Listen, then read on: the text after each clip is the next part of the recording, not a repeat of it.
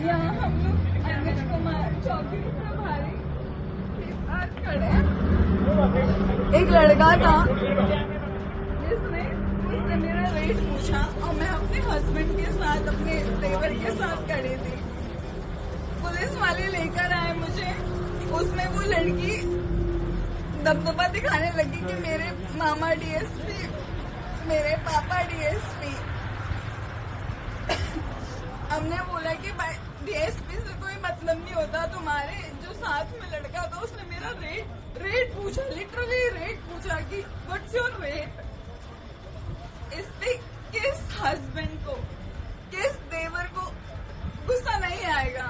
उन्होंने गुस्सा किया उस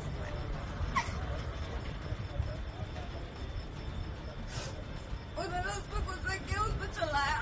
तो वो लड़की हम लोग को धमकी देने लगी, तुम पे मैं ऐसा केस लगवाऊंगी, तुम पे ऐसा केस लगवाऊंगी। उसके बाद पे यहाँ पे एक कुमार साहब है, उन्होंने मुझे बोला और मेरे साथियों को, मतलब मेरे साथी क्या, मेरे देवर को बोला, मेरे हस्बैंड को बोला कि तुम बाहर जाओ और उन लोगों को अब वीडियो दिखाओ, अब वीडियो दिखाओ।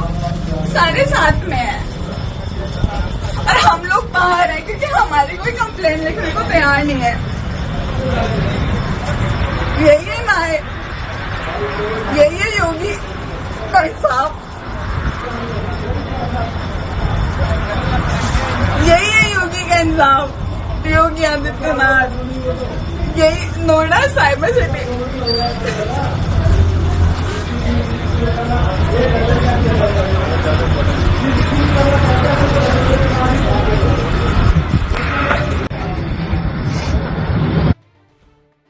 तो ये जो यूपी की बेटी है, जो न्याय के लिए लगातार गुहार लगा रही है, और वो भी किससे? उन्हीं पुलिस अधिकारियों से जो उसी विभाग के हैं। अब ऐसे में क्या इस बेटी को न्याय मिल सकता है? क्या आपको लगता है, क्या ये लड़की न्याय पाएगी? क्या ये युवती जो योगी आदित्यनाथ पे रो रो कर गुहार लगा रही है कि मुझे न्याय दिया जाए, डीएसपी की बेटी आखिरकार ऐसा क्या करती है जिसने इस युवती के रेट लगाने वाले युवक के पक्ष में ही युवती को धमकाया? आखिरकार ये मामला क्या है? पुलिस क्यों नहीं कर रही है एफआईआर? अब तो इस पे ऐसा महसूस हो रहा है कि शायद डीएसपी की बेटी देह व्यापार का धंधा करती है और इसीलिए उस युवक ने युवती का रेट पूछा और कहा अपना रेट। आखिर डीएसपी की बेटी ऐसा क्या करती है? क्या बात की भनक डीएसपी को भी है? आखिर योगी सरकार से इस महिला को क्यों गुहार लगानी पड़ी? ये बड़ी सोचनीय वाली बात। ये महिला लगातार बता रही है कि मैं अपने देवर के साथ और एक युवक आकर सीधा बोलता है अपना रेट। आखिर ये क्या यही है युवती की बेटियों के रेट? क्या योगी सरकार ऐसी ही दे रही है संरक्षण, जहां खुद पुलिस प्रशासन की बेटियां ही इसको बढ़ावा दे रही? एक ऐसा पद जिसके ऊपर पूरे जिले की जिम्मेदारी होती है और उसी की बेटी उस अपराधी को बचाने का प्रयास कर रही है जो अपराधी इस युवती से रेट। आखिरकार योगी सरकार में ऐसे भ्रष्ट अधिकारियों को क्यों दिया जाता है मौका? आखिरकार इस युवती को न्याय क्यों नहीं मिल रहा? क्यों नहीं हो रही एफआईआर दर्ज? आखिर वो युवक कौन था जिसने युवती से उसका रेट? या यह क्या डीएसपी की बेटी कोई लड़की नहीं है? उसने आखिरकार ऐसा क्यों किया? ये बड़ी ही शर्मिंदा कर देने वाली घटना आई है, जिसमें एक जिम्मेदार पद पर तैनात व्यक्ति ही बेटी दूसरी बेटी से उसका रेट पूछवाती है और इसके बाद उसको अपने पापा मामा के डीएसपी होने की धमकी भी देती है। वाह, क्या बात थी योगी सरकार आपके उसमें, आपकी छवि, आपके चुनाव के परिणाम, शायद इन्हीं सारी चीजों के परिणाम। योगी सरकार लगातार महिलाओं को सुरक्षा प्रदान करने का प्रयास किया जाता है, मगर कुछ ऐसे अधिकारी बैठे हुए जो योगी सरकार को लगातार बदनाम करने का प्रयास कर रहे हैं। आखिर इस महिला से क्या करें? क्या बाजार में निकलना कोई गुनाह है? क्या अपने देवर और भाइयों के साथ खड़े होना कोई गुनाह है? आखिरकार लड़की का रेट क्यों पूछा? क्या ये लड़की उनको कॉल गर्ल दिखती है, या फिर डीएसपी की बेटी ही देह व्यापार का धंधा करती है और इसीलिए उसने ऐसे करने वालों का पकड़ लिया? और सवालों के घेरे में नोएडा पुलिस तो है ही, क्योंकि और शासन कोई कार्रवाई। आखिरकार जो रेट पर आरोपियों में डीएसपी की बेटी भी शामिल। डीएसपी की बेटी ने युवती को आखिरकार क्यों धमकाया? ये सवाल तो खड़े होते ही।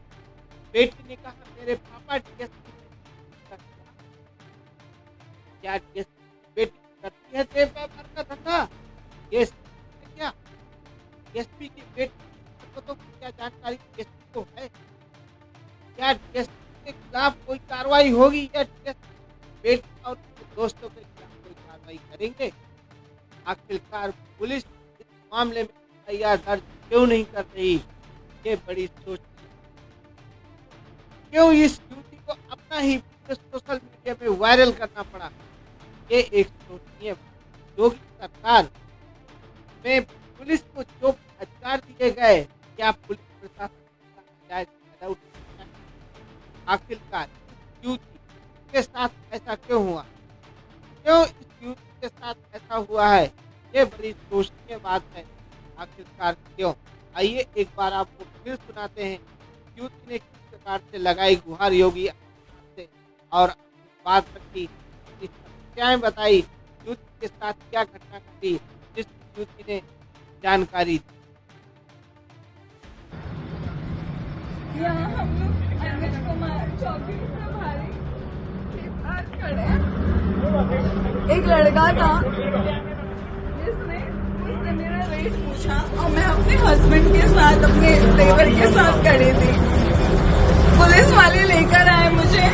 उसमें वो लड़की दबदबा दिखाने लगी कि मेरे मामा डीएसपी, मेरे पापा डीएसपी। हमने बोला कि भाई डीएसपी से कोई मतलब नहीं होता, तुम्हारे जो साथ में लड़का था उसने मेरा रेट पूछा, लिटरली रेट पूछा कि व्हाट्स योर रेट। इस पे किस हस्बैंड को, किस देवर को गुस्सा नहीं आएगा? उन्होंने गुस्सा किया उस पे।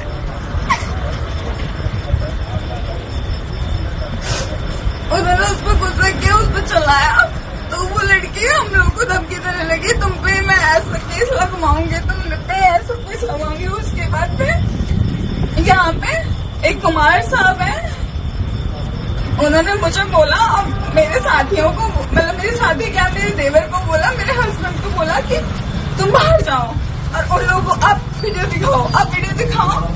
सारे साथ में है और हम लोग बाहर हैं क्योंकि हमारी कोई कंप्लेन लिखने को तैयार नहीं है। यही ना है, यही है योगी साहब, यही है योगी का इंसाफ, योगी आदित्यनाथ, यही नोएडा साइबर सिटी। आपने सुना इस महिला की रोने की आवाज और इंसाफ की बात। पीड़ित को बाहर निकाला गया और आरोपियों को थाने के अंदर बैठाकर उनसे वार्तालाप की जा रही है, जबकि प्रशासन का काम है पीड़ित को सही सुरक्षा प्रदान और आरोपियों के खिलाफ सख्त कार्रवाई की। मगर यूपी गवर्नमेंट के इतने अंकुश के बाद भी आज भी प्रशासन लगातार अपराधियों को ही संरक्षण दे रहा है, न कि पीड़ितों की सुरक्षा कर रहा है। आखिरकार इस महिला को अपना वीडियो क्यों जारी करना पड़ा, ये बड़ी शोचनीय स्थिति है।